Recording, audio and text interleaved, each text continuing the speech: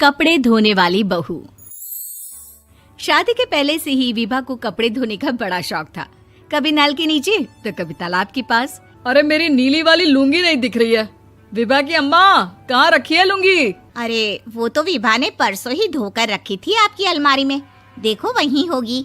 वो ना मैंने आज धो दी, मुझे लगा कि गंदी हो गई होगी। अरे कैसे गंदी हो गई थी? उसे तो मैंने पहना भी नहीं। हे भगवान, इस लड़की के कपड़े धोने की आदत से परेशान हो गया हूँ मैं।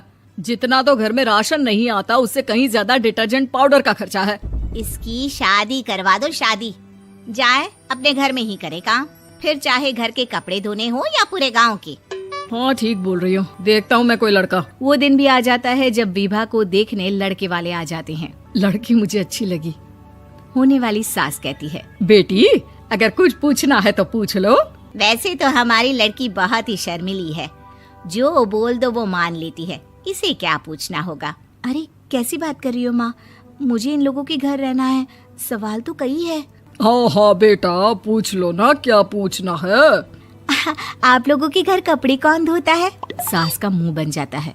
देखो, अगर तुम ये कहना चाहती हो कि तुम्हें कपड़े धोने नहीं आते तो सुन लो, कपड़े मैं ही धोती हूँ, लेकिन तुम्हारे आ जाने के बाद मैं रुमाल तक नहीं धोऊंगी। अरे चुप रहना भाग्यवान, बहू बेचारी घर आई नहीं, उसे डराना शुरू कर दिया।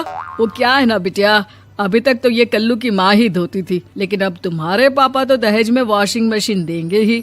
तभी विभा की माँ बोल पड़ती है, सवाल भी पूछा तो क्या। वैसे भाई साहब, मशीन की तो फिर भी कपड़े धोने की कैपेसिटी होती है। मतलब जो बिटिया दे रहे हैं ना विभा, इसे कपड़े धोने का बहुत शौक है। ये आप लोगों के क्या, आस पड़ोस गांव मोहल्ले सबके कपड़े धो दे और उफ तक ना करे। बाहर देखा नहीं आपने कितने कपड़े सूख रहे हैं? सब हमारी बिटिया ने ही तो धोए हैं। बस भी करो ना माँ, शर्म आ रही इतनी तारीफ सुनकर। और तो और एक दाग निकाल कर दिखाओ तो मान जाओ। हाँ अच्छा, माफ करना बेटा, मैंने गलत समझा। हमें तो रिश्ता बहुत पसंद है।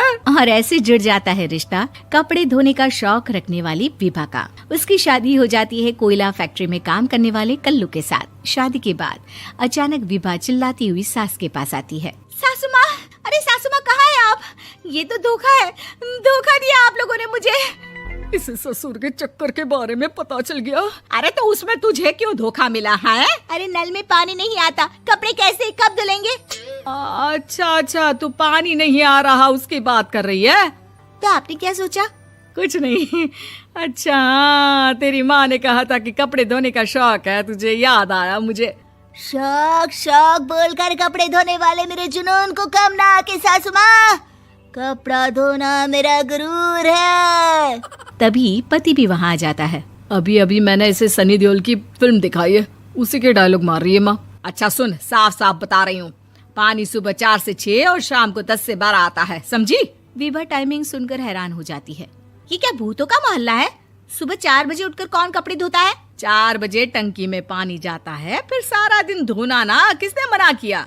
अरे कैसी बात कर रही हैं? 200 लीटर की टंकी में कितने कपड़े धो लूंगी मैं? सुबह ही उठ जाऊंगी मैं। अब क्या था, विभा सुबह 4 से लेकर रात के 12 बजे तक कपड़े ही धोती रहती। एक रोज सास पड़ोस से निकलकर कहीं जा रही होती है कि साथ वाली कहती है, हाँ कल्लू की माँ, जरा ये बताओ कि 2 साड़ी है, 2 ब्लाउज और एक पेटीकोट और एक नाड़े वाला लंबा कच्छा। हाँ तो? अरे तो क्या, कितना लोगी धुलाई ये बताओ। धोबन दिख रहे हैं हम क्या? हमारे पति सरकारी नौकरी से अभी रिटायर हुए हैं और बेटा सुपरवाइजर है कोयला फैक्ट्री में। धोबन समझ रखा है हमें? हाय रे कल्लू की अम्मा, माफ कर दो, वो तो मोहल्ले में यही सब बता रहे थे कि तुमने बहू को कपड़ा धुलवाने के काम में लगा दिया है। सास को पड़ोसन की बात सुनकर गुस्सा आ जाता है। वो घर पहुंचती है जहां घर के बाहर ही इतने सारे कपड़े सूख रहे होते हैं जितने कि किसी धोबन के घर पर। अरे ओ कल्लू की दुल्हन, बाहर निकल। माँ जी यहीं आ जाओ, बाथरूम में चादर धो रहे हैं हम। अरे अभी हम धोते हैं, तुमको बाहर निकलो। ये आस पड़ोस वाले बोल रहे हैं कि हम बहू से कपड़े धुलवा कर उसे कपड़ा धोने वाली बना दिए हैं। अरे छोड़ो ना माँ जी, किन लोगों की बातों में आती हो? आस पास के लोगों का तो काम ही होता है कि वो किसी तरह सास बहू को लड़ा दे। बहू सारे घर के कपड़े धोती है, ये क्या कम है? बोलिए। सास को भी लग जाता है कि वो बहू का ये सनकीपन नहीं छुड़वा सकती, इससे अच्छा है कि खुद ही चुप हो जाए। एक रोज सास और बहू मंदिर जाते हैं, जहाँ सास की साड़ी वहाँ खड़ी भीख मांगने वाली से मिलती है। माँ जी क्या बात है? आप आपकी साड़ी उस भिखारन से कितनी मिल रही है ना? हाँ हाँ देखो तो, दोनों की साड़ी मिल रही है। क्या बात है कल्लू की अम्मा, तुम खुद को तो अफसर की बीवी बताती हो और ऐसी सिंपल सी प्लेन साड़ी पहनकर घूमती हो। सिंपल और प्लेन नहीं है ये साड़ी। तो क्या सोने के धागे से फूल बने हैं? कुछ भी सासू माँ, कुछ भी। हाँ बने थे इस साड़ी में सोने के धागे से फूल। मेरे पति लेकर आए थे मद्रास से स्पेशली मेरे लिए 10,000 की। ताहे भाई साहब इस भिखारन के लिए भी सेम टू सेम साड़ी लेकर आए होंगे 10,000 की। सास उस वक्त तो कुछ नहीं कहती, लेकिन बहू के साथ घर आती है और अलमारी से एल्बम निकाल कर लाती है। ये साड़ी देख रही है, ये वही साड़ी है जिसे मैंने अभी पहना था। इस साड़ी में ये जो चमकदार फूल दिख रहे हैं ना, ये सोने के धागों से काटे गए हैं। लेकिन तू लोकल वॉशिंग मशीन ब्रश से घिस घिस कर सारे फूलों को निकाल कर साड़ी प्लेन कर दी।